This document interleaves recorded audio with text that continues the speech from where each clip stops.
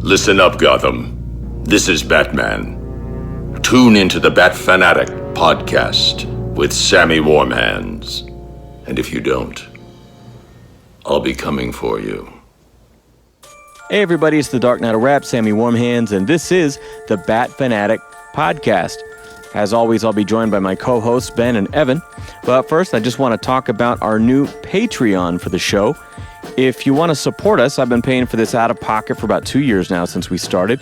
And you can just go to our Instagram page at Bat Fan Addict, click on the link in the bio, or visit patreon.com/BatFanAddict. That's the best way to support us and keep the show free from advertisements so we don't interrupt the format and the flow of conversation. Now, we are going to continue the Harley Quinn theme with one of my favorite shows on TV, period. It started on the DC Universe, is now on HBO Max. This is Kaley Cuoco in Harley Quinn. Not to confuse anyone, but this one is called Harley Quinn. 2019. This aired originally on the DC Universe app, now on HBO Max. We are reviewing Season 1, Episodes 1 through 4. This is written by showrunners Dean Lorey, Justin Halpern, Patrick Schumacher, as well as Jane Becker and Des Dweck, who, because again, we're covering 4 episodes here, but the 3 primary creatives on the series are Dean, Justin, and Patrick. Directed by Juan Jose Meza Leon, Cecilia Aronovich, and Haiyang Zhang. The series stars Kaley Cuoco as Harley Quinn, Lake Bell as Poison Ivy, Alan Tudyk, Tony Hale, Jason Alexander, J.B. Smoove, Jim Rash, Christopher Maloney as a very fucked up Jim Gordon, Ron Funches, who is brilliantly playing himself kind of as King Shark, James Adamian as Bane, Wayne Knight, and of course as Batman, Diedrich Bader. What a cast. Wow. Initial thoughts on Harley Quinn, the animated series. I really liked it. The way that the very first episode starts off with, like, They're not fucking violence. around. yeah, just like my fellow whites, and just ripping on the like upper echelon of Caucasian males, and like just how much they're spoofing themselves, like laying up by this glorious pile of money and stuff. Like It's funny because I didn't even read that as much as like specific commentary, other than just like, that's funny because it's true, you know? Like, it's jabs at people who will probably never watch this cartoon, but I loved it. I mean, everything is right off the bat. They're like, Harley's first line on the show is, "Party's over, you pieces of shit. This is my money now, so back the fuck off." Yeah. And that does an excellent job of, we've talked about how, like, you know, the first time you see a villain, he does some horrible shit that's irrelevant to the rest of the story sometimes, but you just got to see how bad he is so that later when he comes back, and this one is like, this is our type of humor. Turn it off if you're not interested, you know? Yeah. Like 30 seconds I watched the first 20 minutes with my kids, and boy, let me tell you. Yeah. It's like when we went to see Ted, a mother and father and 2 children walk in and sat in the row in front of us, and we were like, oh no, what are you doing? And then the movie starts, and the first couple like off-color things that you can see them kind of look at each other a little bit, and I'm like, they don't know.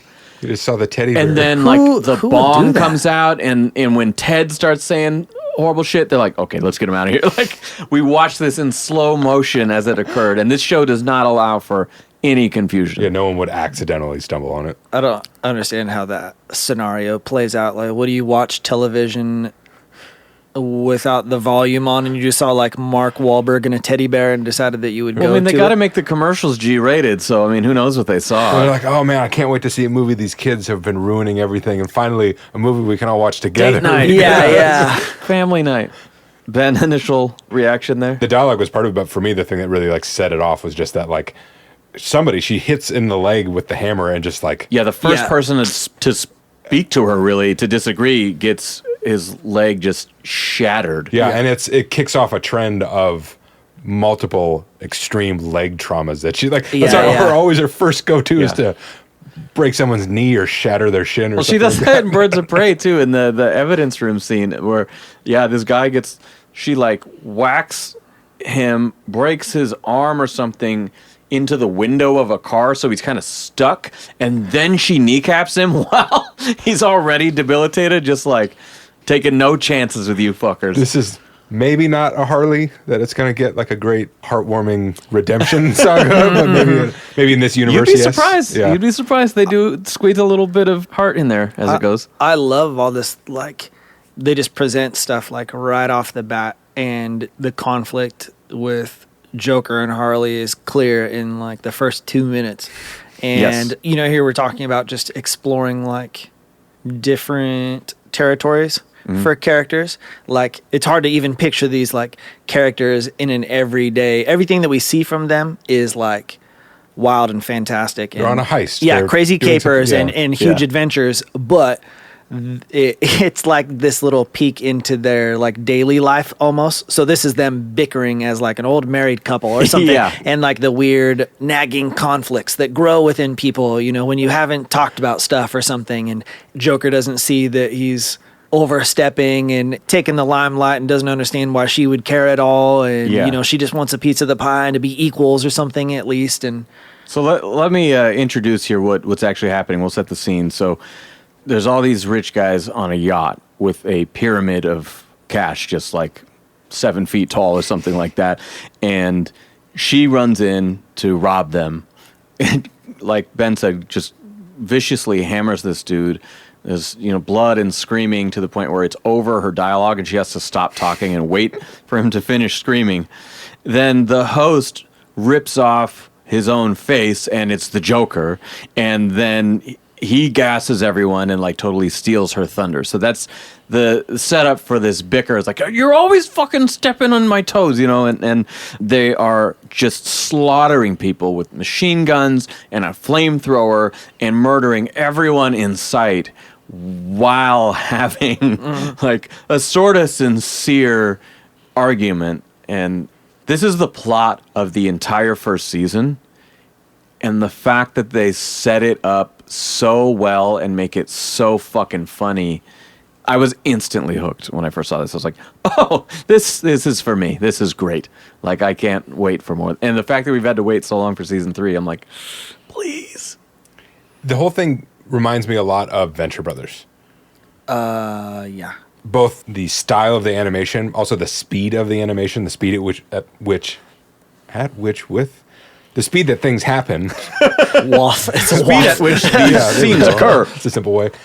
The dialogue type, the type of humor, the way they make fun of her, the way they pick at each other, really just reminds me of Venture Brothers. And it's got a That's little Archer, a little Family Guy, a lot of little things in there. I was trying to like mentally track like the speed of these conversations and like the follow-ups and like the buried lines and stuff. Like, it became a style at some point, but I can't recall like exactly when.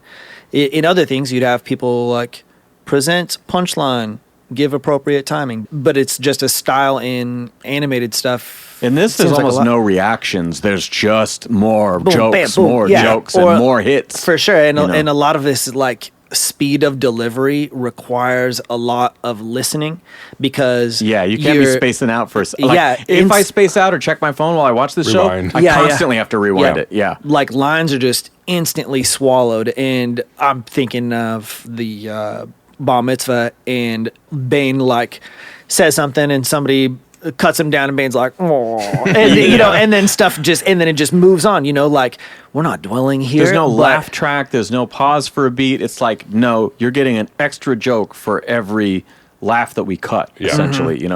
It's like when you watch a stand-up comedian say the funny joke, and then he will have to wait for the audience to finish. They'd give you no chance to catch your breath. Yeah. There's almost no room for laughter even, but I don't know when it became, because it's the things that are meant to be jokes Yeah. sometimes are less funny to me as the subtle things that you could really easily miss. And Especially on like repeat viewings, those are the ones that make you laugh harder because like, oh, I didn't catch that before. yeah, totally. C-Lab is like that, and I don't know when it came to be a thing, but before things were allowed like their appropriate space, and this is how people would have a standard conversation, and now it's like, bah, boom, bah, boom, boom. You say C-Lab, I mean, Adult Swim era in general, I think is the good spot. I agree. Aqua Teen kind of feels like this too. Yeah. Like, Part of the weirdness became the thing, and yeah. So Batman shows up on the yacht here, and Joker just... I wrote throws her under the bus, but he almost throws her to him and jumps onto a submarine and is like, I'll break you out, my love, I swear. Well, maybe not tonight, I have plans, but soon, and then cuts to Batman turning her over to Gordon. And I want to know what you guys think, because this was the hardest part of the show for me to digest, because the show is so ridiculous, and it fits every character so well, I think, except Gordon is a man who is not beaten down, but like hanging by a thread. Yeah. But it's so alarmingly different. I mean, hanging by a thread is a good way of saying it. I think that it tracks well. I could see someone, I don't know who out there is a big Damian fan, but I could see if someone was a big Damian fan looking at the way he's characterized in this later and going like, oh, he's supposed to be like a badass assassin. And I love how they do that. It's the same vibe of like, let's take something unexpected about this character that still kind of fits and then just turn it all the way up. And it's like Gordon is overwhelmed and run down, and he's just... And after just years of this, he's just a shell of a man. These and he's insane desperate. people doing their insane things. He can never get a lid on it. Yeah. Yeah. And Christopher Maloney plays unhinged people perfectly. He just feels like he's ready to explode. Yeah, it's very, very well done.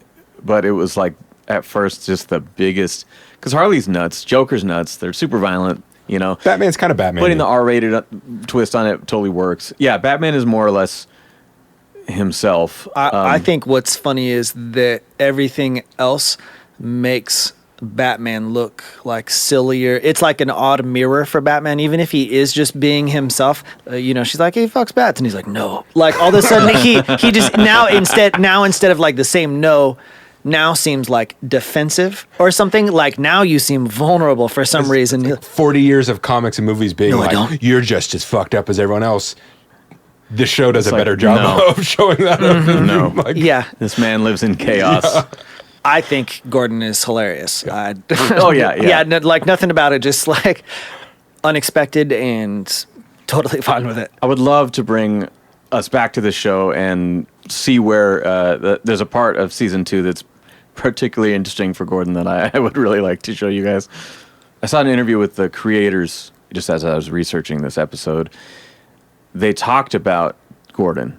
They're like, well, could a guy even endure all of this shit? He's just a normal man. How would a person be if this was their constant life? And I was just thinking like, I worked a job once where it was just worse and worse every day for years and years, and but up the stakes in a uber metropolis, so crippling your daughter and kidnapping the mayor. Yeah. And also like buildings. Batman saving the day every time, and not you. Like the way he's so needy toward Batman too is very on brand for how ineffective the cops are in Gotham. And how much he really needs him, but literally needs him as a confidant too, and like, you want to come to my birthday party? Just like that kind of desperation. I love that, kind of like Robot Chicken, maybe, where these guys who are like real fans of this thing, probably this whole time have been like, oh man, if I ever got my hands on that property, like this is what I would do. And so watching it, like, not only is it fun and funny, but I feel like I'm having a better time because the creators are having a really good time. Oh yeah, like this has got to be so fun. Yeah, to make. They got cut loose on this thing, and it's not like taking a thing and just making a joke about it where it has no place. It's like or trying to make these things funny when they have no place being funny, but they know the characters so thoroughly that everything is still, aside from, let's say, Gordon being, but that's just a different take. Like, it is Gordon, it's just a different, and so, but they know all these characters so well that they're like, here's this alternate perspective that is previously unexplored. Robot Chicken, or in the same vein, like the Family Guy Star Wars. Totally. Yeah, and actually, I think the best example here is Lego Batman, which is a movie that I want to do for season 3. I fucking hated that movie because it does not come through. Yeah, it'll be a fun conversation. It does not come through with the same reverence for the characters. It's almost like we talked about in the first White Knight with Neo Joker.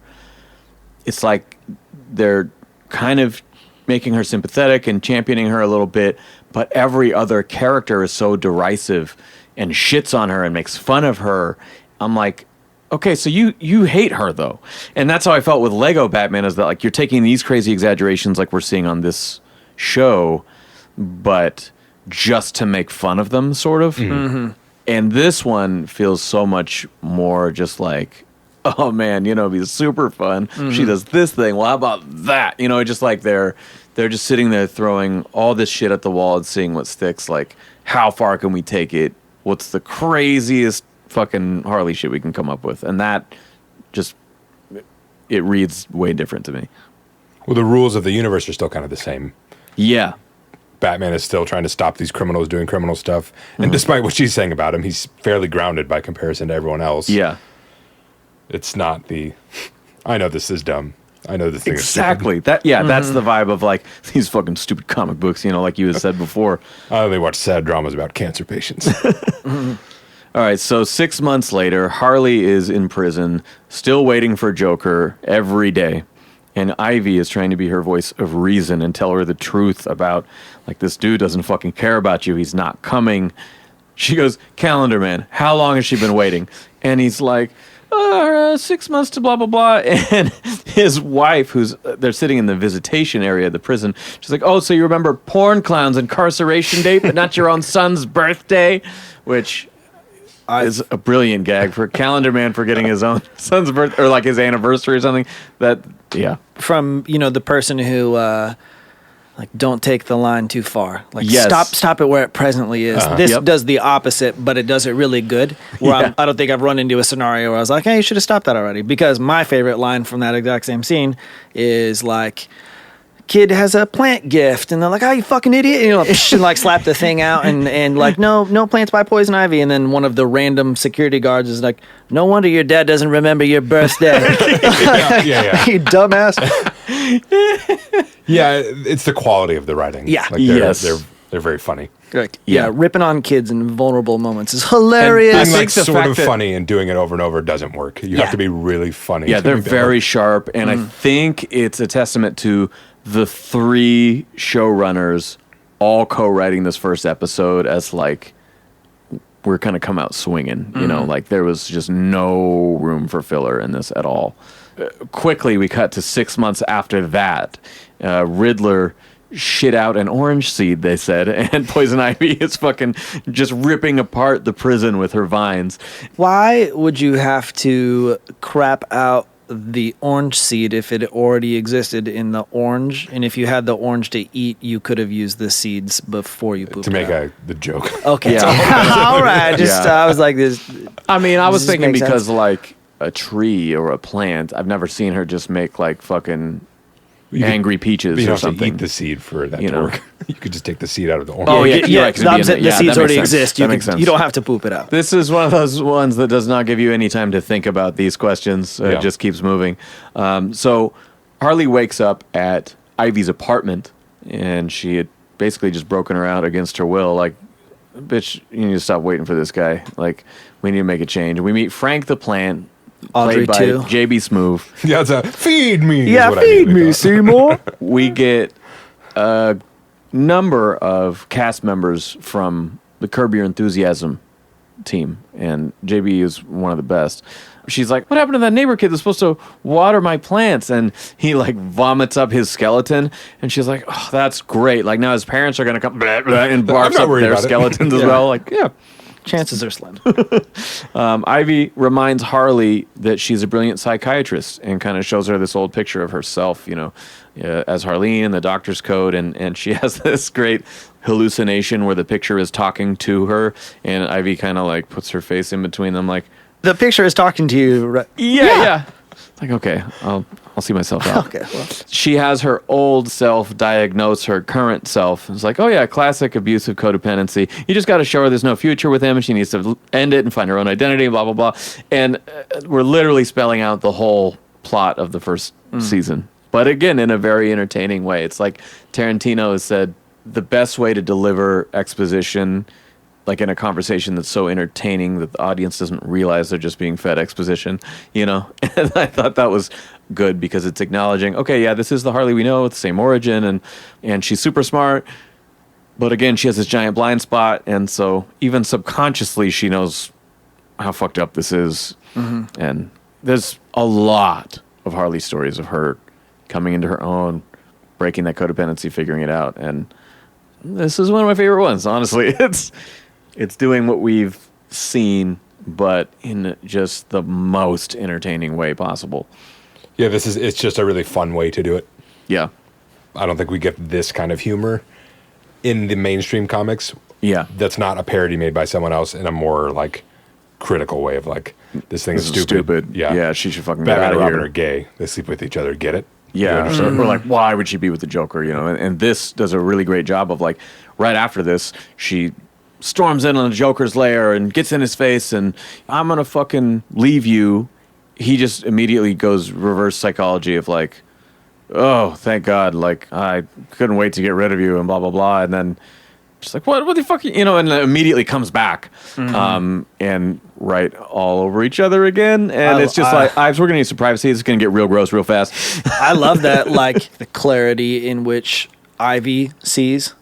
Yeah. You know, like she's just standing right outside their conversation. Like it's another one of those scenarios where you have to be listening to multiple things because that's how they layer it. Like they're having a conversation and then Ivy is also like, oh God, no. Like, no, don't. Yeah. Like, you know this is stupid, She's right? the Like, audience please, in that, yeah. What's going on right now? Yeah. Like Joker shoots that guy and then he's on the ground like, oh, she's going to dump you, bro. Like, shut up, goon.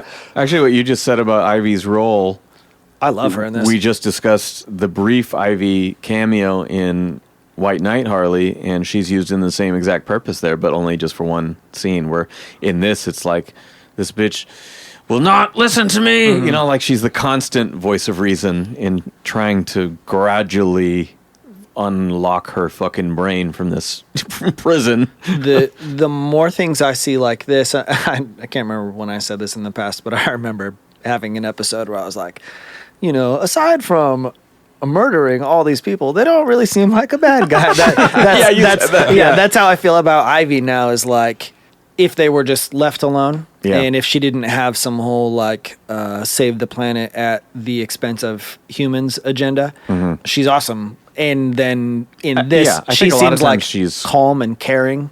But she's one of the villains that like Batman would be like, I see what you're doing, I understand, but she's not like a just punch you in the face villain. I think Ivy oftentimes will self-isolate and try to like remove herself from shit. 'Cause she just knows that she's not like at harmony with people. Like, I'm gonna fucking just cut out. I'm gonna stay over here. I'm gonna mind my own business. But like, if you fuckers step on my toes, like it's on. She has that before the picture frame.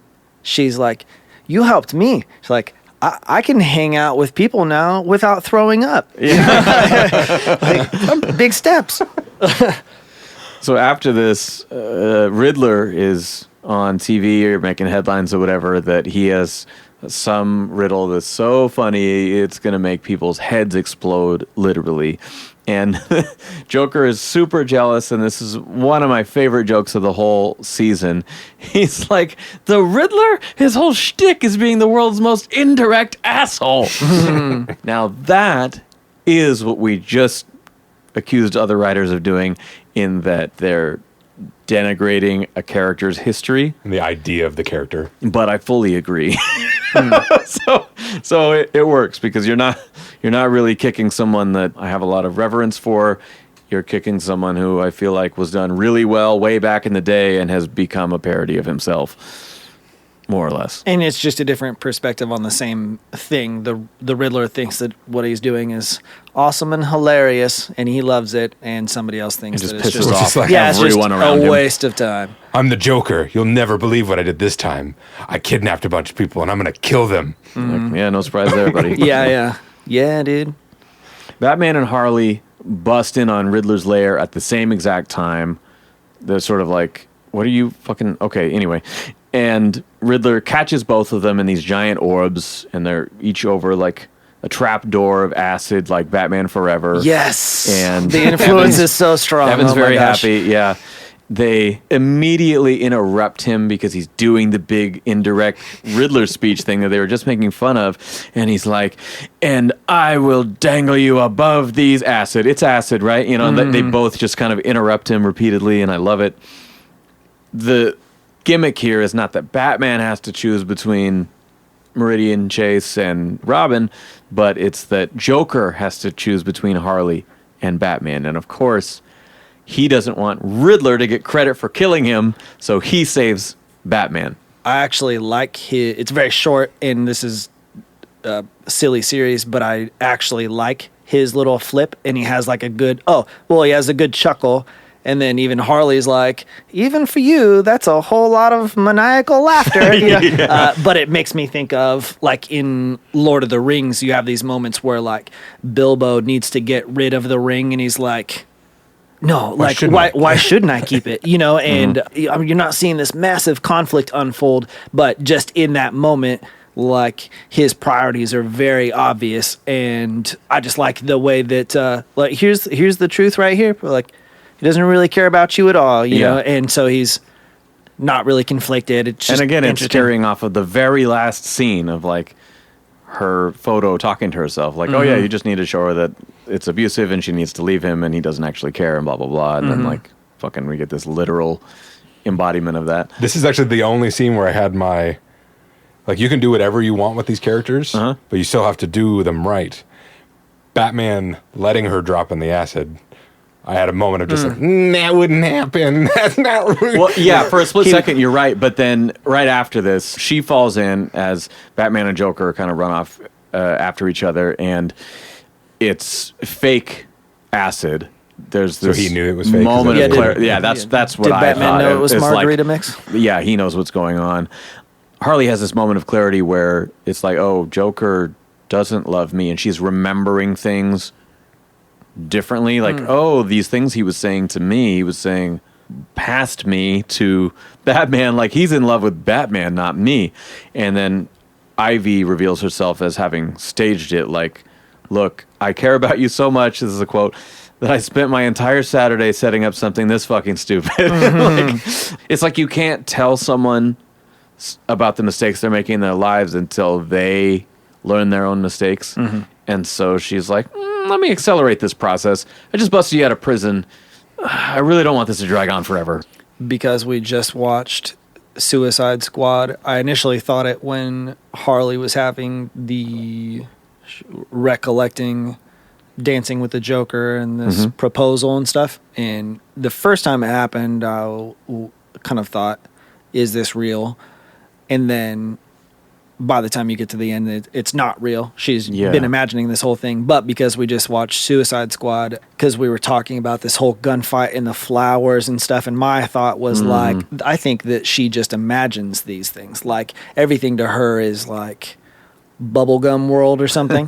When I was watching this, that's what I thought too. Like, this is this, she's just superimposing all of these things, and it's like everything is more playful and pleasant, and it's not horribly violent and whatever, because And it's not as bad as you're saying. yeah, like something about her brain is filtering stuff in a different way that makes it all of it like fun. It's all more fun and more enjoyable and stuff. And so having what I liked, because we already had this discussion, I saw something else. Had I seen this by itself, I would have just kind of thought whatever, but being able to compare the two and already having that thought like, oh yeah, she just sees things differently. I like that. Yeah, that's actually a lot more perceptive than I was, because I was just caught up in the whole fucking thing, you know, and the vibe and the humor of it. So all of those times I watched it, I never really considered that. Next, Harley ditches the Jester suit for sort of a, I call it original. It's a cross between the New 52 and Margot, the blue and pink and the sort of corset, like crop sort of thing. And yeah, I like this suit a lot. This is as good as any of her designs, in my opinion. Yeah, this whole recent, whatever the incarnations of this newer designer are badass. Yeah, it's just kind of a great marriage of multiple eras, you know, the diamonds and the Jester vibe. And I've seen comic versions kind of like this that are like overtly sexualized and just too much. And this is like I remember Margot saying about the first movie, Harley's not wearing short shorts to pick up guys. Like, she's wearing it because it's fun and cute and whatever, and she likes her. The reason I wear short shorts. Yeah, exactly. Yeah. It genuinely just seems like more badass to me. Yeah. Like it's her wearing like streetwear, or the whole thing Yeah. with like a bat and the combat boots, or like this is her looking like a badass. And for comics, it's a lot because I just think it's dope, and I think it's a dope character design. But for somebody who feels differently and more strongly about it, probably sees this as like an awesome symbol of like comics changing and women being strong characters and like having a standout design. And Or even Ivy's costume is kind of the same. Yeah, I was going to say on that She's note, wearing like a blazer and let's tights. address that Ivy is, I think, above Catwoman in that she's probably the most sexualized DC character for the purpose of her character. I'm not saying it's in any disservice to her. She is a seductress, and she uses men and eats A them lot up. of her costumes are variations on how can we draw her naked without her actually being naked. Yeah, and And I think it's cool, but because that's what she does Yeah. in a lot of stories, Sure. particularly older stories. But in recent years, they've painted her differently, particularly in pairing with Ivy. And this version, this is weird to me because I am a dude who does think these characters are hot sometimes. This is my favorite Ivy. She's just wearing a jacket and a t-shirt and more long modest. pants. And yet her characterization is so spot on, and the role she serves with Harley in that relationship. And yeah, I just really think this is my favorite Ivy all around. I like at the end of, but part of it is funny because you get these times where this is Batman, this is comic universe. Also, we're roommates now. So it's like part sitcom or something. And so you have this Yeah. like apartment, female roommates and stuff. And I've never had You've sisters. never had all female living quarters? Nope. Where you and the other girls have your banter? Nope. Paint our nails and whatever. And so I like their dynamic together. And then I like at the end of episode 2, and they both got their party favor bags. And then they're both wearing they're wearing baseball tees that are kind of specific to their character and stuff. And, Yeah. and again, just seeing them because the costumes become so synonymous with the characters that Yes. even thinking about them in mundane scenarios is odd. Yeah. And then thinking about them in baseball shirts, it's a little extra funny. Like, I only know you to only, like, Jubilee only ever wears this Yeah. yellow rain slicker. Like, I don't think she has other clothes. You made me think of a gag that comes up. It's like the crew is all there. One of them opens up this box that got delivered and was like, "Oh, check these out. Is this our new uniform?" All the T-shirts say Suicide Squad on them. They got a big skull on them. And she's like, "Oh, it's these guys who keep trying to get me to join their fucking crew." Nice. And then like the rest of the episode, they're all wearing them. It's kind of like the dodgeball thing where like the costumes get mixed up, and Nice. it's funny. But what you're saying about casual wear in the animated series, Batman the Animated Series, the Harley and Ivy episode where they're hiding out together, they are just kind of wearing like oversized man T-shirts and, just kind of around the house like they would be. And I think the first time people saw that was like, these girls are together, right? And they're like, no, this is for children. They're not gay, and I think once they finally were able to embrace that, it's like, yeah, there's so much more here than the fucking... I bet you they kiss. Yeah, then No it's not one's just a looking. sisterhood, it's a sexy Yeah. sisterhood. I was just thinking that Arkham has a lot of people who have interesting faces going on, and they can't do anything about that, but it's not a costume, it's just an interesting face. How come Harley is allowed to... I would think that you would show up to prison and they'd be like, you're largely stripped of Makeup. all of and- these identifying things. She's got that commissary fund, Yeah, man. so I love that she has her orange jumpsuit and then still has like makeup and the Jester thing. Like they allow that for some reason. Well, my favorite joke, or one of them from the Ninja Turtle crossover, was when Shredder is walking through Arkham and she's like, yoo-hoo! and like calls Shredder over there, and he's just like, "What do you want?" And she like leans real close to his mask and fucking touches up her eye makeup in the reflection. It's like, thanks, just needed to make sure I was all good. You know, it's not like the first time, but yeah, you're right. It's a little odd when characters retain parts of their costume. I would think that if you could remove it, then you would be forced to remove it. That was that's not going to happen. I pushed up my glasses. I've been to prison. You never do that. All right, so moving on with the story here. She's got the new suit. Joker's like, oh my God, look at you. And she just brutally murders, by hand no less, all of Joker's goons. I love when the theme song kicks in for the first time, like during that fight sequence. Ivy shows up of like, I just was seeing if you needed any help. And like the fucking last wall of the place collapses around them. I'm like, okay, I guess you're good. I want to pick up some takeout. Just text me what you want. My favorite relationship jokes are when they capture the mundane shit that people, like Weird Al's trapped in a drive-thru where they're arguing about like, what do you want for dinner? And it goes on for 9 minutes. That kind of shit about relationships is the funniest to me. And this whole like, well, yeah, I mean, you're right here. Just I want this, and this. She's like, I will not remember. Just fucking text me so I don't get the wrong thing and you get fucking mad later. And just like, again, multiple murders scene that they're standing in the middle of, wreckage everywhere, and this is what they're talking about. Joker is still alive. She tells him she's leaving him alive because the whole, the best revenge is living well. She wants him to see her outgrow him and that she's worth more than he gave her credit for. Now, episode 2, because that was a great, great finale of the pilot. It begins with Howie Mandel on TV. He's got a cooking show, and Joker shows up and threatens to blow him up, mocking Harley's plan for going solo, essentially. He's got a bomb strapped to Howie Mandel. They make a joke about how the TV was calling their couple name Joe Quinn. He's like, but our couple name is Joker. I was like, that's weird, though, because fans of these people call them Jarly. Look up hashtag Jarly. I refuse. There's a lot of them. I'm not a fan of it. I'm just saying that's a real thing, so that was strange for them to not know that. But maybe they did know, and it was a conscious choice to not acknowledge. We're not saying that. I'm kind of speaking about something that Are you about to admit to calling him Jarly? No, I don't. No, that's the first I've heard of it. That's a Look, terrible when they started name. with Bennifer, these couple names, I've had it. Some of them are fine. Some of they could be cool if you if you come up with an okay combo, then we'll be all right with it. But me and you together, we could be 7. It's all right. Or A.M. Savant.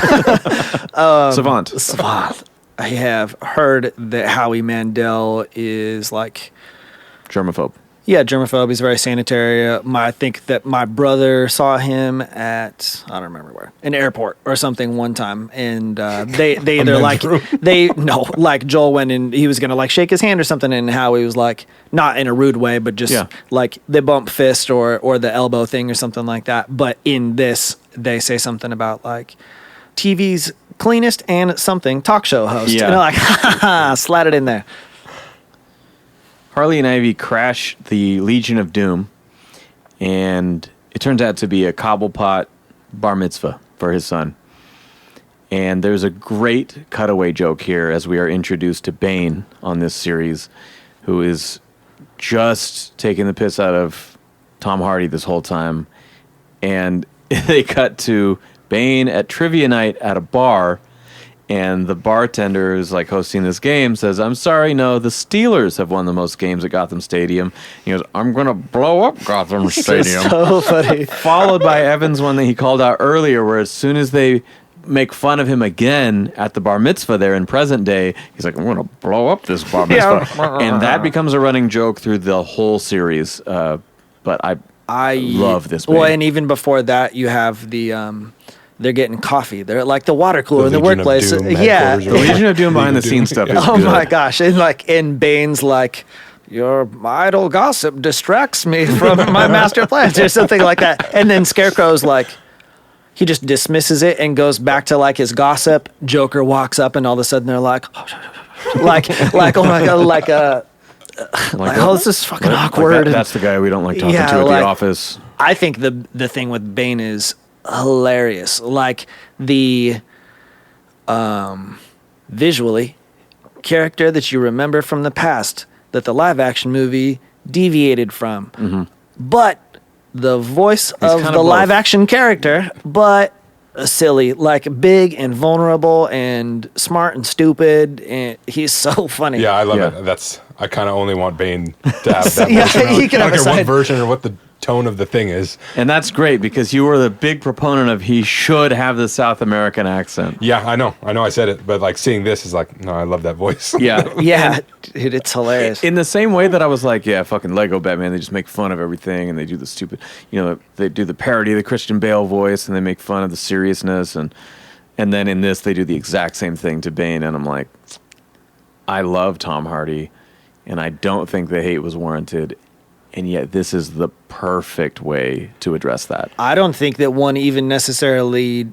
The only thing that would make a person even think that would be because the voice being like a newer Hardy creation and being different from what people pictured, because nobody would take this Joker voice and be like, that's not the fucking Joker I know, and blah, blah, blah. They're just ripping on him or something. That like this I do like this Joker voice. Yeah, this is like... no, we visually took this and we took this new thing, but also I see that it could be hilarious. So let's just take that and make it funny. Because it's not the voice that's funny. I mean, the voice is No, funny, it's- but it's that voice saying those things yeah, that makes it funny. When he's talking about like Joker, like, no, let's talk about this right now. Like it was earlier. I ordered the fish well in advance. Yeah, dude, it's hilarious. Well, I think I'm going to eat that too. What am I going to do? No, he says, what are we doing here? There's a great... Another thing that they do when they spend more time at the Legion of Doom is they all have their big throne chairs around this big table like Dr. Evil or something, and someone else comes to the table. They offer him Bane's chair, and they give him a tiny, tiny metal folding chair off to the side. I'll leave the rest to your imagination, but it's like a thing that comes back and back where they just disrespect him constantly. Man, making him the big baby character, and yeah, like the chilling in the corner, like rumph, like making him that guy is so funny. Yeah, it's a really good parody. Joker shows up to mark his territory because he sees that Harley was there. He's like robbing a bank, and Batman didn't come. And he's like, wait, what the fuck? Yeah. Then he finds out she was there. Kite Man is introduced, and he's one of my favorite characters on this show. He repeatedly hits on Ivy, and someone calls him stupid, and he turns to Ivy, and he's like, do you think I'm stupid? And just without hesitation, he goes, don't you? And walked away. Like her deadpan is very Daria, and I fucking love it. My favorite thing about that and their relationship in particular, having only seen 4 episodes, so I don't know where it goes, she's like, did Kite Man say anything about me? Later he starts rubbing off on her, which I really like. Yeah. Yeah, even when they're flying and stuff, like, when you're Not talking. not saying anything at all, it's kind of nice up here. We're just floating majestically. It's kind of nice, yeah. Jason Alexander as the Penguin was so. Jason Alexander? Wayne Knight Newman. from Seinfeld. Oh. Yeah. Jerry. Jason Alexander is the landlord, the cyborg. Oh, okay. Take that back. But yeah, Wayne Knight. But he is Wayne Knight's a great God, penguin. whatever. It's so funny, like immediately recognizable and totally maybe recognizable. Yeah. But yeah, again, Curb and Seinfeld actors all over the place on But this. it's like so awesome as sometimes where you don't like I never would I have couldn't picked. place it. It wasn't until you said Wayne Knight at the top of this. I was like, You're like, that's what it was. Yeah, I Well, mean, and later, I think when Harley goes home and visits her parents, pretty sure Susie Essman is her mom, which with the accent and the attitude, and yeah, it's perfect. I don't know these people's names. Watch You know, Curb Your it's Enthusiasm. a in fact. Seinfeld, the mailman in Seinfeld. I know Nedry from Jurassic Park. There you go. Yeah, Yeah. there you go. Yeah. Dobson, I said- everybody, No, we it's got just Dobson. I don't recall many actors' names, but it's perfect and I love You it. got to remember Wayne Knight. Anyway, from here, Kite Man accidentally drugs all the teen boys with her love potion. She's like, what did you think, you kite fucking freak? My name is Poison. I just can't get enough of the way these people talk. It's just like the first time I watched the pilot episode of Eastbound and Down with Danny McBride. Yeah. Even I knew that. Ange came home in the middle of the episode, and I was like, I found a show that's like me. It's a guy like me. He talks like me. One of my favorite things about Sam is that I know how smart you are, but it's a different version of how my dad thinks like farts are hilarious. Mm-hmm. I know how smart you are, but the stuff that really tickles you is people saying fuck and just this kind of like low it's level the intelligence combined with the lack of maturity. Yeah, it's this low level. It's not just fucks. Like, speaking of Seinfeld, Jerry Seinfeld is famously clean because he thinks you can make any punchline easier with a fuck or something, or with a dirtier way to do it. But for me, it's the combination of words that makes it good or bad. Like, this show is exceptional with the dirty humor because, again, you kite fucking free because not anything another character has ever said on any show in the past. Yeah, it sounds funny together. Exactly. And so, it's alliterative, it's dismissive, it's just a lot of things wrapped in one, but it's unique above all. And so those are the ones that get me is, like, if Kevin Smith can still shock me with language at times, it's very impressive at this point in our culture where, like, everything's already been heard. You've crossed all the lines you can cross. And so, to me, it's the cleverness of it. Yeah. Just like when, we're rapping or something. If I could say something filthy that's... No one's ever quite said it like that before. Yeah. I get a kick out of it. I just like... So it's the smart and the stupid mixed together. Yeah, totally. I just like that the same dude who just said alliterative thinks that kite fucking freak is hilarious. The best, the peak of English that's language. That I can critique. That's the kite tippy fucking top. Freak. Yeah. So Harley robs the Gotham Mint, which is adjacent to where this whole place is hosted, this whole event is hosted, to get in with the Legion of Doom. She's like, okay, this will impress them. This will show them I'm not just a fucking sidekick, right? She murders all these guards in the process. This is I think the second time I noticed horrible leg trauma. Oh, yeah. Right off the bat. But also, prior to their escaping from prison, Ivy and Harley are having that nonchalant walk down the hallway, and she's like bound, and she bites the guy's ear off, and that whole part is brutal too. There was actually a later episode where they square off Harley and Penguin, and she DeVitos him. Oh, just bites the nose? Because he has the big schnoz, and he's the one who bit the other guy's nose. She fucking does it to him. Whew. Easter egg. No. It is gross. Anyway, she breaks in only to find that it was staged with fake money in the vault. They're Joshua bucks right as they open the fucking door, and Penguin and everybody sees. It was like an improv. Oh my God. Troupe. Yeah, exactly. All the guards are just actors, and It's funny that he says something about, like, you ruined the surprise, and everybody's goes, like, "Oh," and then like, you murdered the whole improv. Yeah, they're like, "Meh." I think that's just comedy writers dissing on improv. It's for sure a burn. Right after that, like, no horror for Harley. Like, all right, so Ivy flies with Kite Man back to her place because she's got to get an antidote for all these drugged up kids now. Immediately, like, she goes straight to the spot, turns around, where are you? And he's fully naked in her bed, like, ready to fuck. And to me, the best part of this scene is not just that happens and how oblivious he is, but when she sees it and Frank the plant laughing hysterically. Yeah, he was like, I just want to see how it would play out. Penguin gives his kid the umbrella with the gun in it, and is like, okay, you're going to become a man? Well, all right, you're going to shoot Harley, right? It plays into that, but I love the line about, it was at my celebration that I found my calling. And that he's like, and so I'm going to force my will onto you. Yeah. My calling as a underworld crime lord or something like that, yeah. I'll force my calling onto you. So he tells his kid he's got to shoot her, and then she starts playing mind games with the kid and kind of using some of the ammo she overheard from his friends of like, watch that steady hand, like people are going to think you're not really a man, like. He's like, you've probably finger banged someone, right? Yeah. You wouldn't have lied about that, right? Yeah, totally. How can you even call yourself a blah blah if you've never finger blasted a girl? And then here's something that we point out as a reference often, but Kite Man crashes on his face through the window, which is a great twist on the Batman busting in and saving the day. He just eats shit super hard, and Ivy gently lowers herself with a vine to the floor. And then they take on the Legion of Doom, and by they I mean Ivy and Harley, while Bane destroys Kite Man one-on-one. Merciless. He's like event coordinator. He's like, I think I'm going to take somebody just right. If you could step out of the way, right over there. And yeah, when he's like got him all bloodied up in a headlock and just punching his face. I don't know how great this episode's going to be just explaining jokes, but there's so many that made me smile. Who knows? The end of the show being that she's like, okay, the only way this antidote works, so it has to be delivered from my mouth to yours. And so all the boys line up to get a kiss from Poison Ivy, and then they start getting back in line again.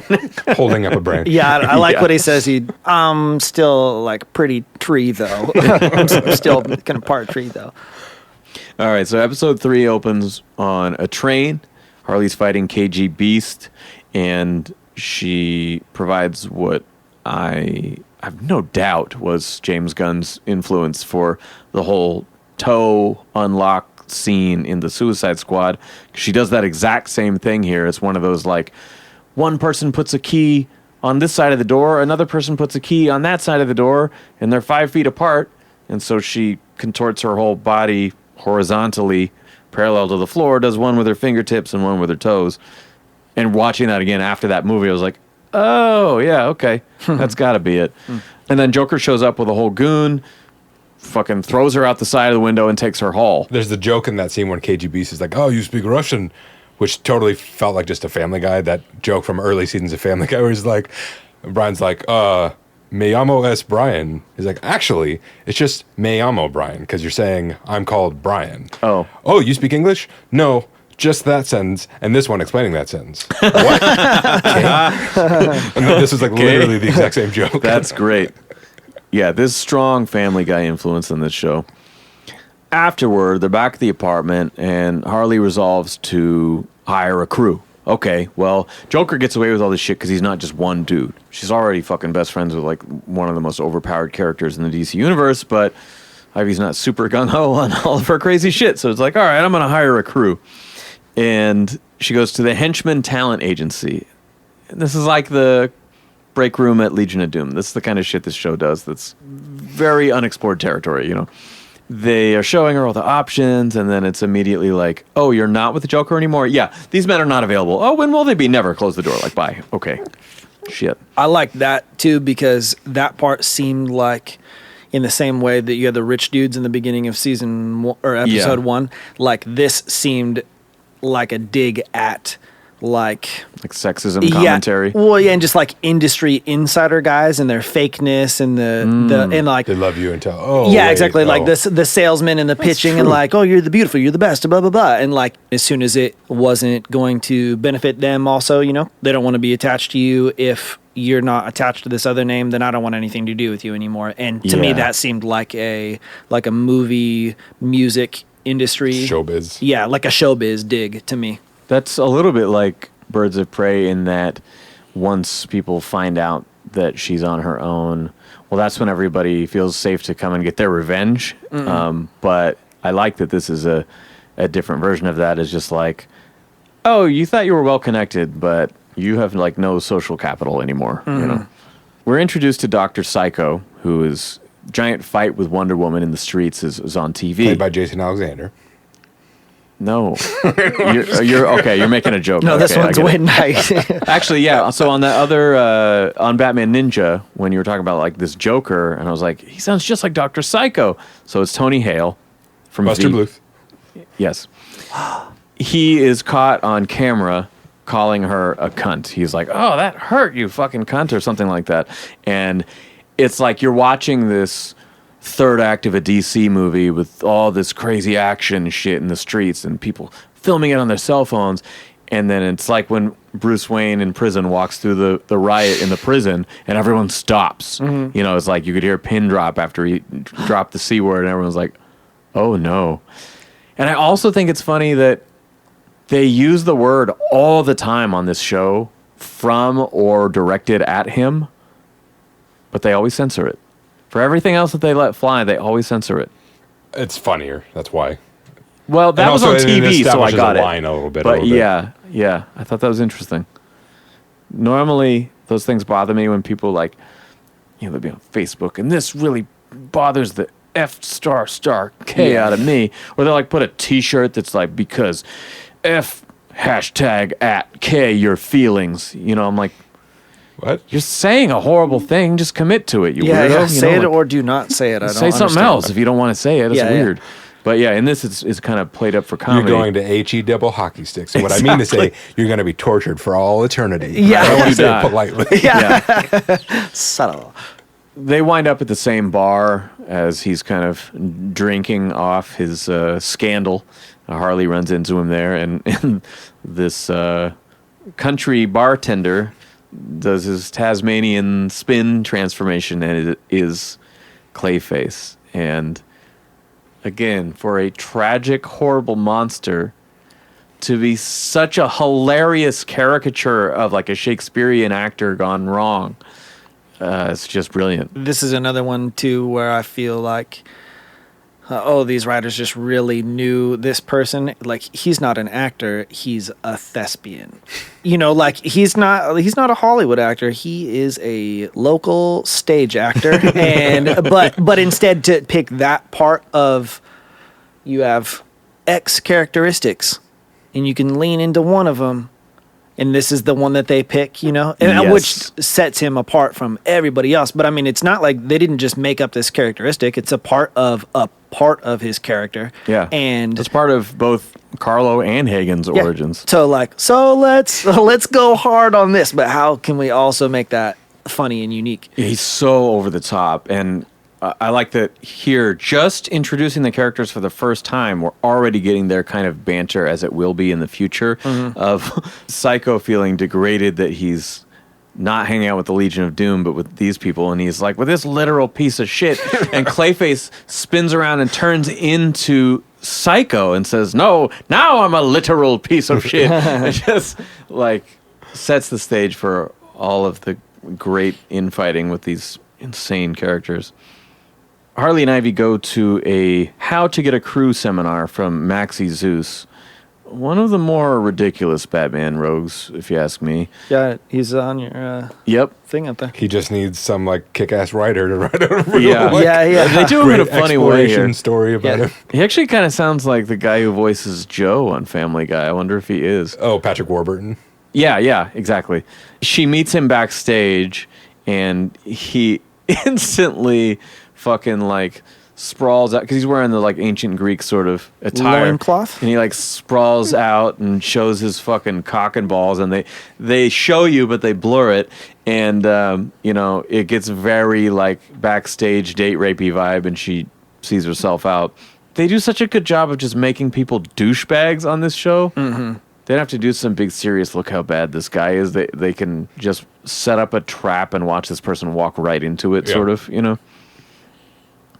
Ivy explains the glass ceiling concept to Harley and sends her to meet the Queen of Fables. And this is another Curb actor, Wanda Sykes. We hear the story of her fighting the Justice League in this very gory Zack Snyder kind of montage.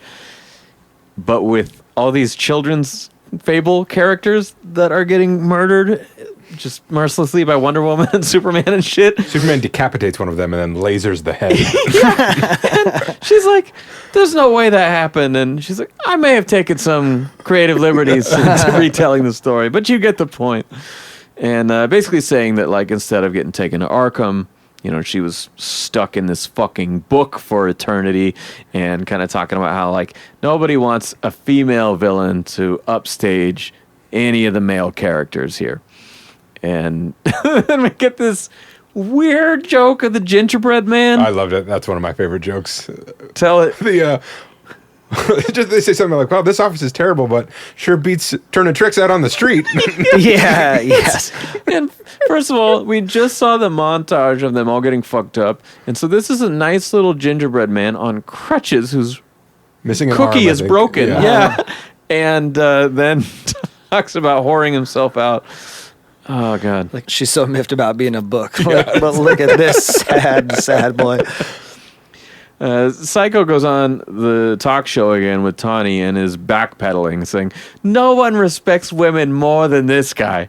And then says cunt again when, what's her name? Giganta? Titania. Pisses him off. He gets kicked out of the Legion of Doom officially and teams up with Harley to rehabilitate his image, working with a female leader. I love that too. 'Cause, like all of this just seems like the writers categorizing and kind of ripping on a certain demographic of people, but even the Legion of Doom like kicking him out as like a PR move because it makes them look bad or something like that. Isn't it Giancarlo Esposito as Lex Luthor? Like, yeah, as the head of he's them been later. officially removed from the Legion of Doom and the Legion of Doom Europe and the Junior Legion of Doom. Yeah. But yeah, It's very much like now if someone is on a podcast and says some shit out of line and, they get fired publicly, this show could only have existed now. like a Legion of Doom does cancel culture. Exactly. That's Yeah. hilarious. That's low for them even to say that word, to act that way. Like we might be evil, but come on. Yeah, exactly. There was even a little tag on the screen where it's like, Dr. Psycho? Or Yeah. Dr. Psycho removed from the Justice League will probably only get 1 or 2 more chances or something like that. Clayface invites himself along on their first mission, and she leads them to Maxie Zeus. And she wants to rob him and get revenge for being a creep. Clayface gets very caught up because they're like, okay, you be the distraction. Just you be the mailman.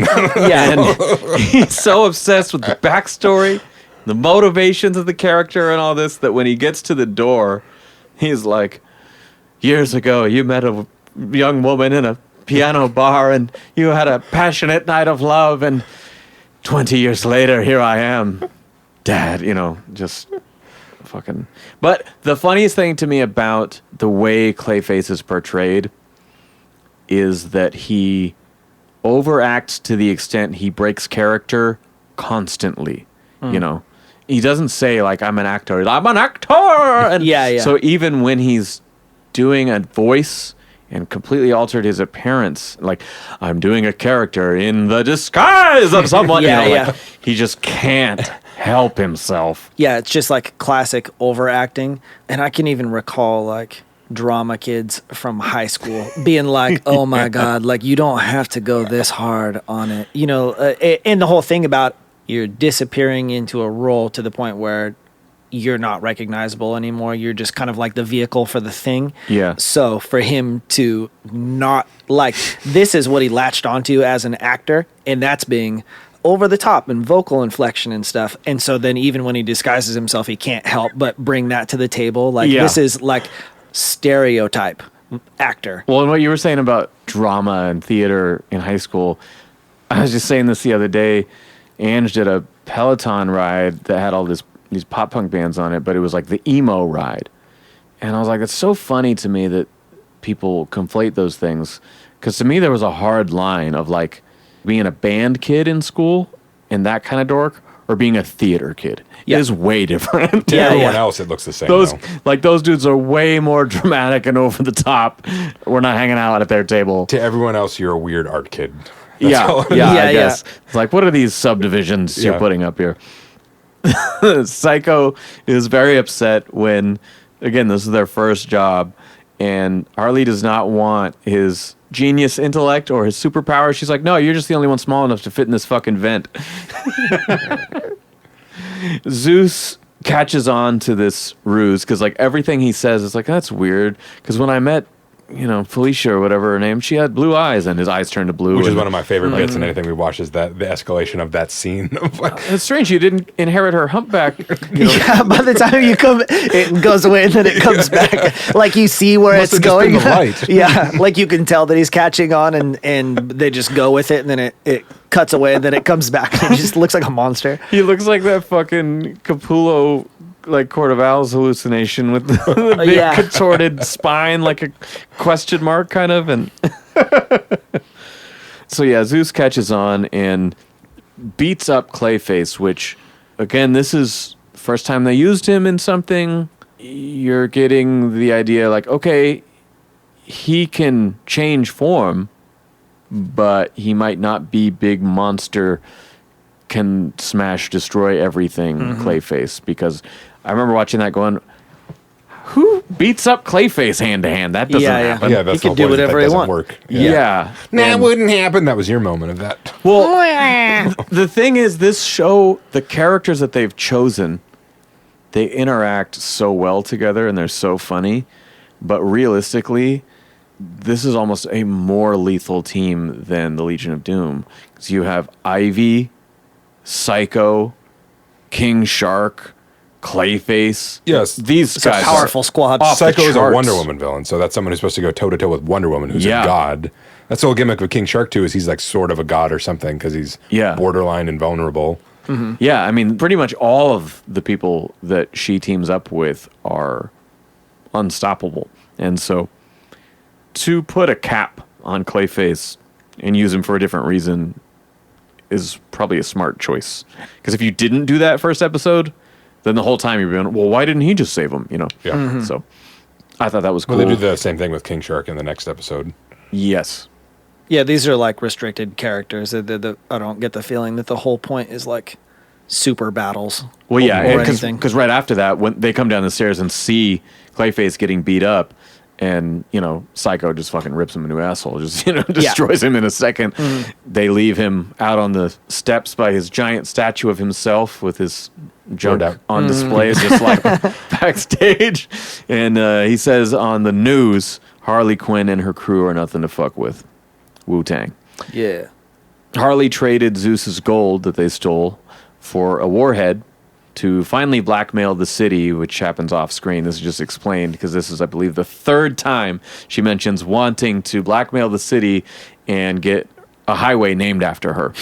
And so in the closing kind of credits that we see that on TV where they're like, and this car chase on the Harley Quinn highway. And I was like, what the fuck? Yeah. Oh, damn. That feels to me like Austin Powers when Dr. Evil wakes up and he has no concept of like inflation. But, you know, ask for $1 million. Yeah, $1 million. And they're like, it's not really all that much anymore. And they're like, oh, what? You know, so Harley's like being content with a highway named after her. It's really funny. Episode 4 opens with a great setup. Ivy is content by herself. She's whistling the theme song. We don't hear it normally. She's just cleaning the apartment, her and her vines, cleaning up the place, making it all nice.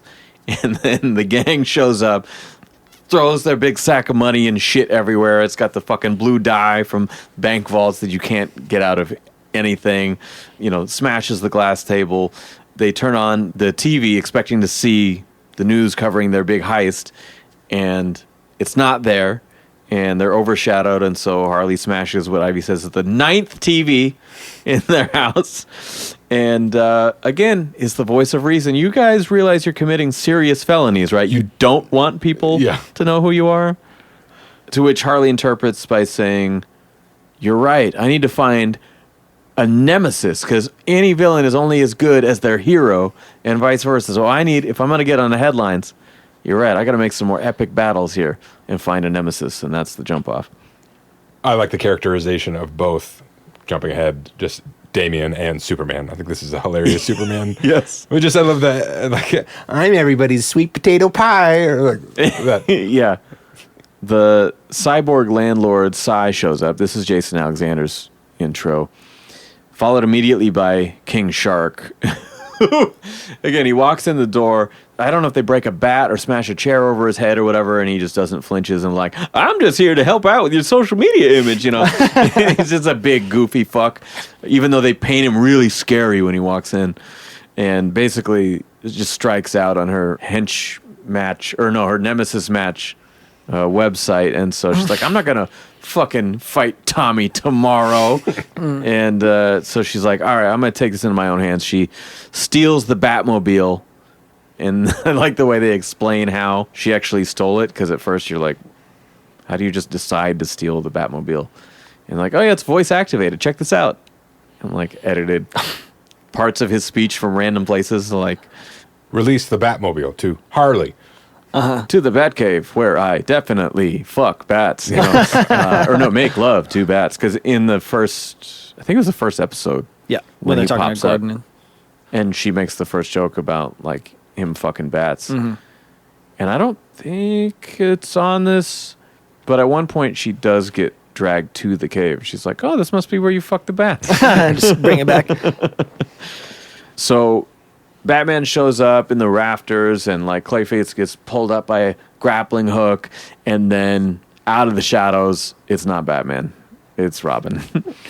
Not just Robin, but Damian, and talks all this shit like, "Lady, I was raised by an elite group of assassins from birth," and she just grabs him by the back of his belt, hooks him up, and fucking leaves him there kicking like, Kevin McAllister hooked to the back door of the kitchen.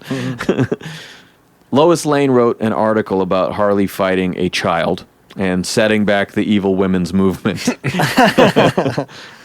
There's a good gag about which of the crew, like, "Do you have any free articles left? I hit the fuck." Oh yeah, and the paywall is so stupid, and like even Superman jokes about it later. That I got a fucking Daily Planet, like $7.99 is a lot to ask. I like the way he says it too, because it's still positive. It's like, Yeah. that's an ambitious goal or something like that. Yeah.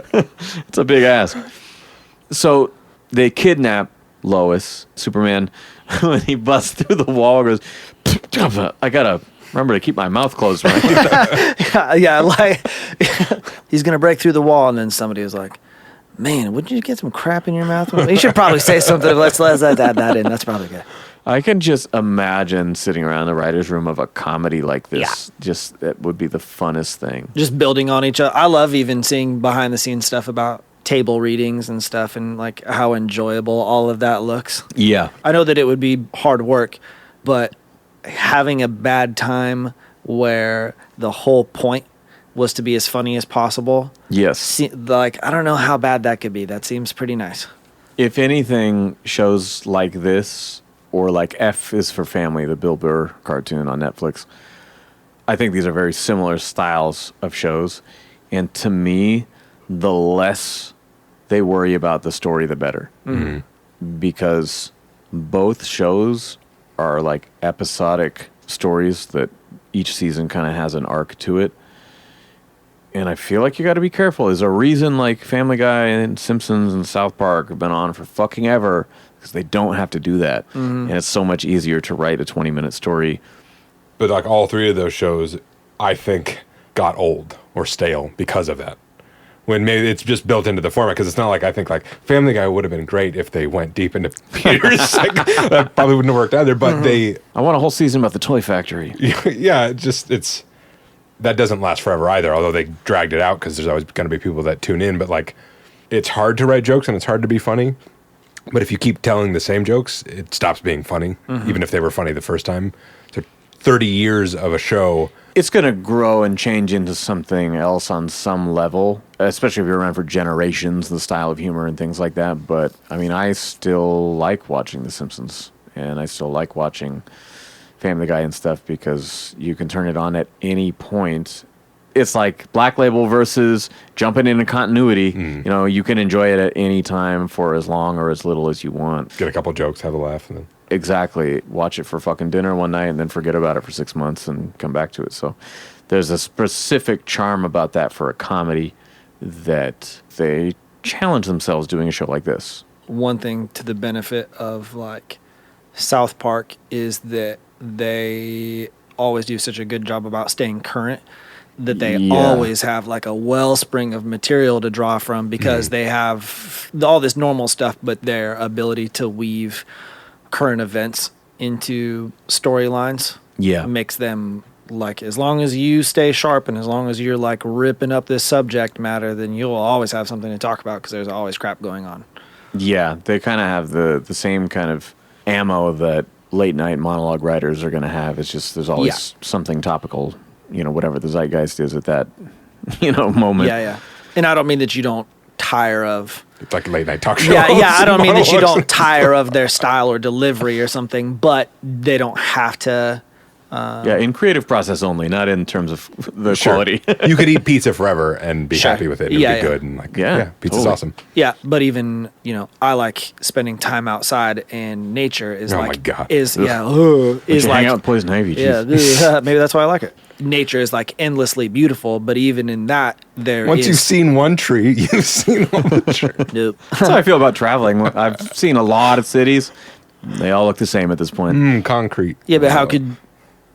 All right, so you're saying then that travel just isn't worth the effort because it's not about tiring of seeing the thing because you stare at these walls all the time. You just don't like the effort involved in traveling, and you think it's pointless. I think that's reading in a lot to what I just said. I feel like that. I just meant what that you just said. I agree with. So I just that's meant how there's I feel about it. a limit to, like you said, with nature. Even after you go and experience this and this and this, you start to see the lot of parallels. I interrupted his point. I think he was going to say it's still nice to go outside and despite it being the same. Even it changes is what I was going to say. Okay. So you even have seasonal changes. So you could travel the same path 4 different times a year, and it will look different all the time.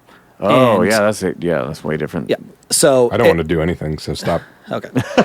Yeah. Anyways, I can only absorb this same thing for so long before I'm like, I don't need to watch that much of The Simpsons or something. It's cool. I mean, you showed me everything that I need to watch about like Family Guy is probably in the first 4 seasons or something. Yeah. You're like, you've made me read a lot of Batman stories, guys. I get that. But even the same deal. No, but even this stuff is different authors, different artists. There's variety to all of this also. No, I mean, I think that the point you had, now that we're talking about Family Guy, that's the whole focus of this. As I literally just criticized it for like running out of steam or being played out, I can still tune in and laugh. Yeah. But I'm not going like, Sunday night, can't wait to watch the new Family Guy. Actively staying up. Yeah. All right, so back to the story. We get another Ivy having to clean up the whole fucking apartment gag where Joker sends a Urkel. A telegram. Did I do that? Yeah. A singing telegram. And explodes. She is like, all right, fuck this. I'm ending this dumb shit. He's not my nemesis. I'm just going to fucking kill him. And Ivy's like, well, you can't kill him. It'll validate all the headlines that, he was your nemesis. And King Shark, mostly off screen, actually interjects, also, you would be a child killer, which some may argue is worse. And even just pausing that to write my note, quoting it, I was laughing so hard. I think at the end of maybe it's the second episode, and Joker also sends somebody to blow up.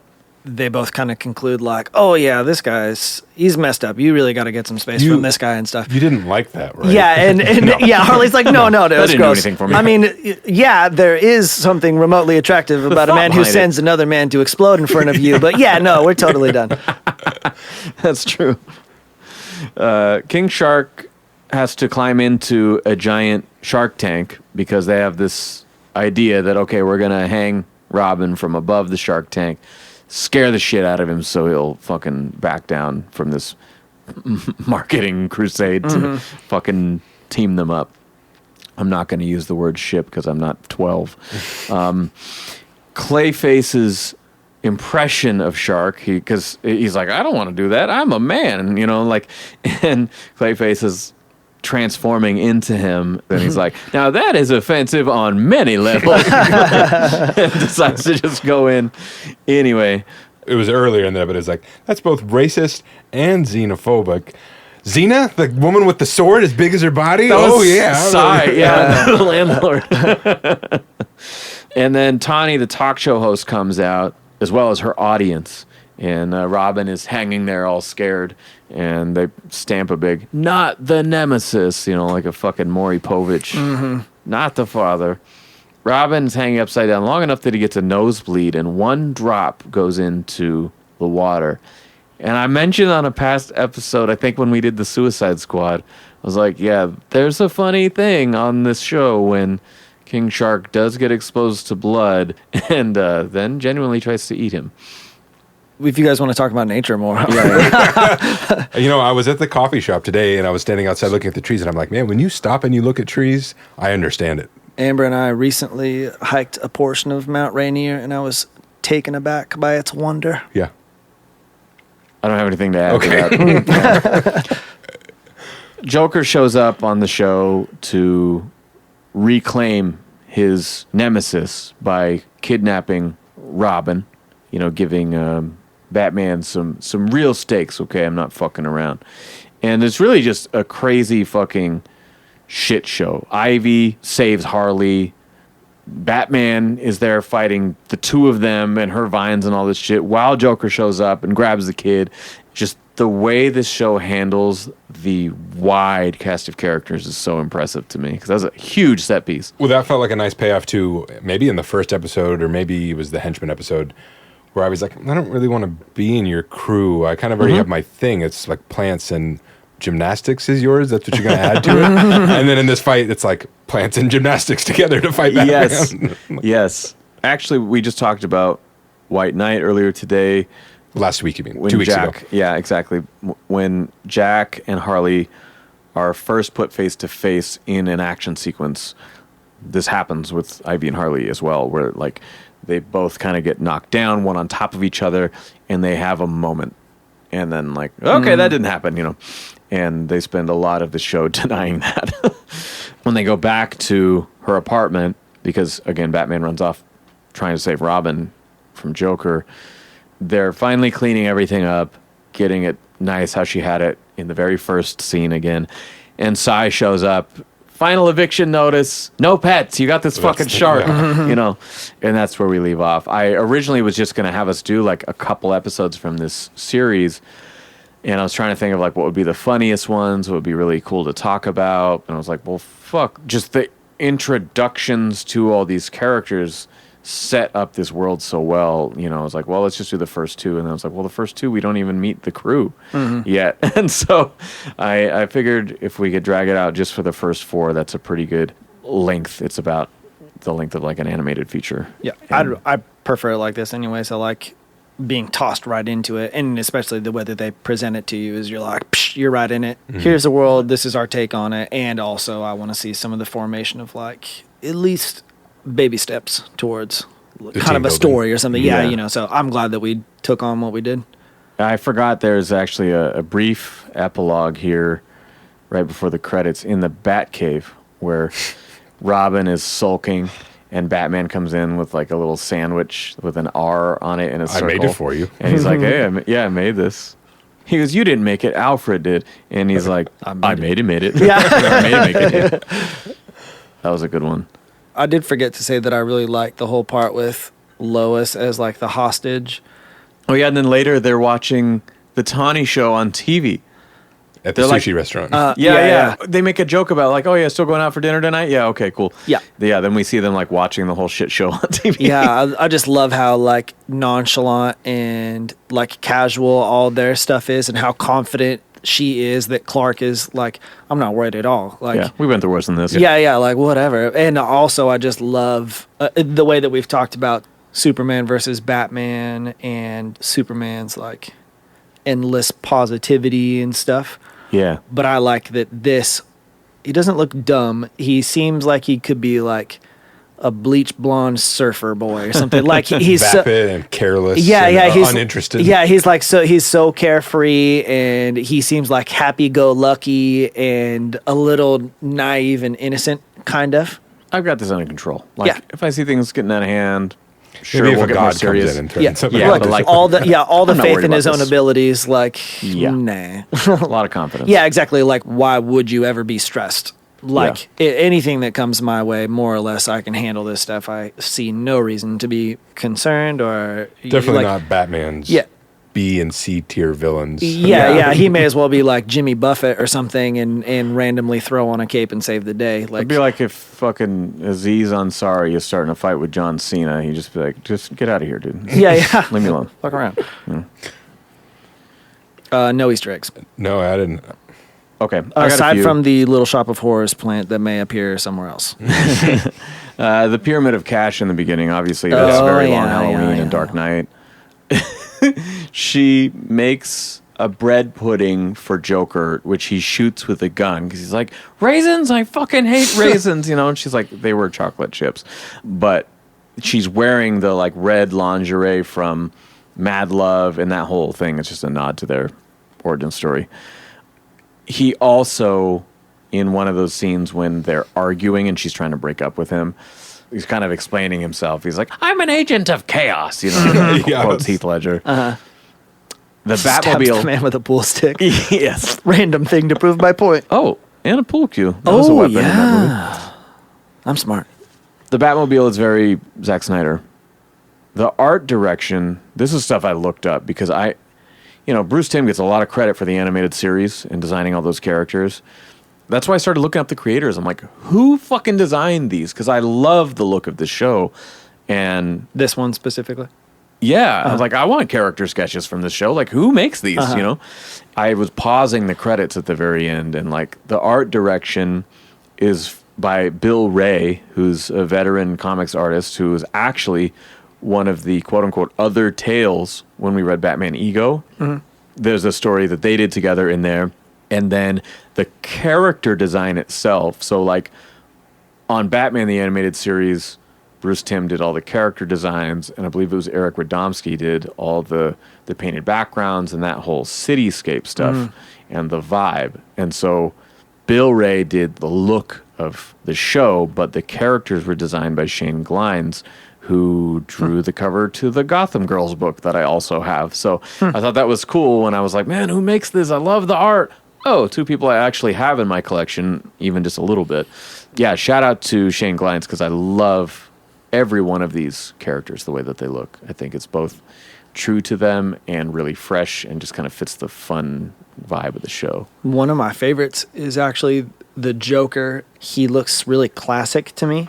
It gives me, like, for the same reason, Super Friends and then Batman Brave and the Bold vibes, where it's like very simple and very solid lines. But one of my favorite things about him is that his hair on the side, they're like implying that he has like a fade haircut. Yeah, rather his than fade is having, very much Capullo, which we haven't got to yet. Yeah, with the Yeah. And I just love how they do it in this with, like, they don't draw the hairs. It has like a color gradient so that it goes from like skin tone into like lighter green until you get to the top. They don't draw in the hairs. They give it like a front outline kinda, and then everything under that, like around the ears and down the neckline, is just a kind green of a fade to white. Yeah, it's just a green color gradient, and I've never seen anything like that. It's like very original and very cool to me. Yeah, they do, like, because we've talked about before, you have to simplify your character design and animation to make those action sequences move around really well. Yeah, it takes too long already. You have to draw all of it. And this is such a great marriage of those things, because the action is great. It's smooth, it's big, it's funny. I never feel like the characters are dumbed down or anything like that. I mean, I think it's still very detailed, and not to say like realistic because they're cartoons, but I mean, they're well-rounded, you know. Okay, that's the end of my Easter eggs. Pros.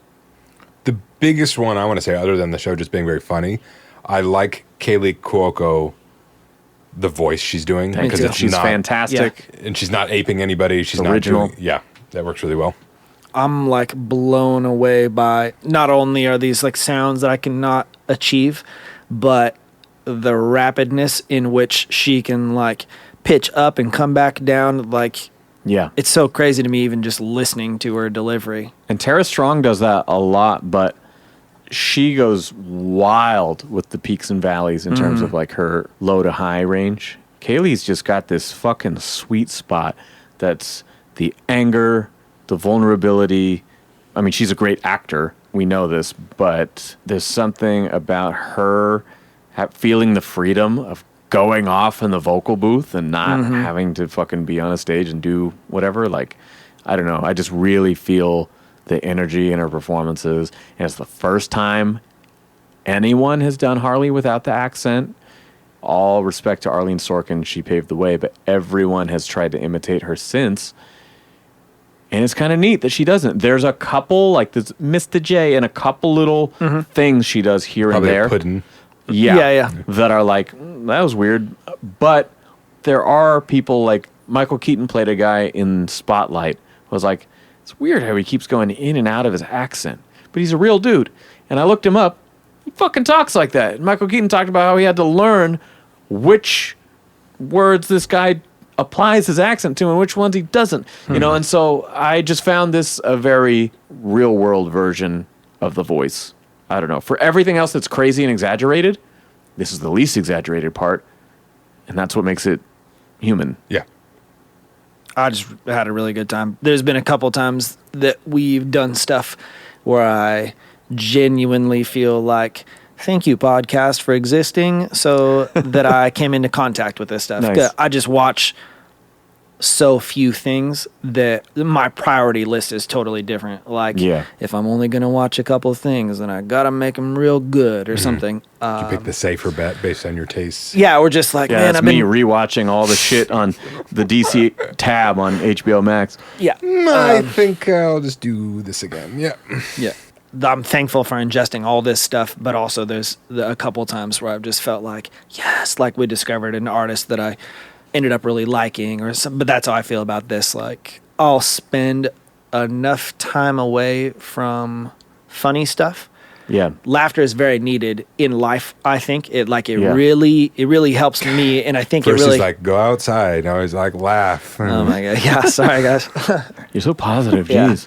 Well, no, all I'm saying is I recognize how good it is, but that still requires me to like. So if you watching intentionally something, go a long time not laughing, you're like, I'm not going to do it. yeah, no, because I watch things so infrequently. He's edging humor. Yeah. love it. For a big payoff. Then I throw on some Gallagher and I Copyright that idea.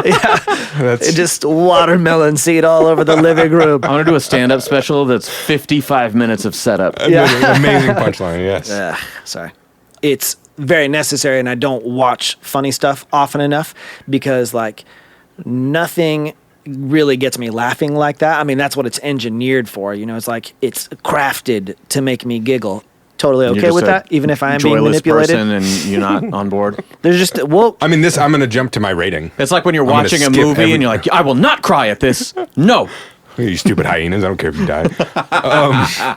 Well, no, my rating is lower. I won't say it. I'll leave that. My rating is lower than it should Well, be. can we just say there's no cons, right? No, not really. But it's There's no cons. Let's go to rating. a 3.5. Fuck. And a 3.5 is more positive than negative, and I enjoyed it. But it's like maybe it's just because it wasn't what I was looking for in that moment. Because it's like that when I'm picking something to watch. I mean, like lately, I just keep watching New Girl. I'm just rewatching that. And that's hilarious. That is what I'm funny stuff is good, guys. Funny. Yeah. But a lot of times when I'm thinking of what to watch, I'm like, I kind of want to rewatch Chernobyl, and then the second season of The Nick is out, and that's miserable and depressing. And I think I want to get into that. And like that's what I'm weighing is like that's the thing I should be watching. That's like the real significant thing that'll do something. And so that makes me judge a comedy, not harsher, but just like.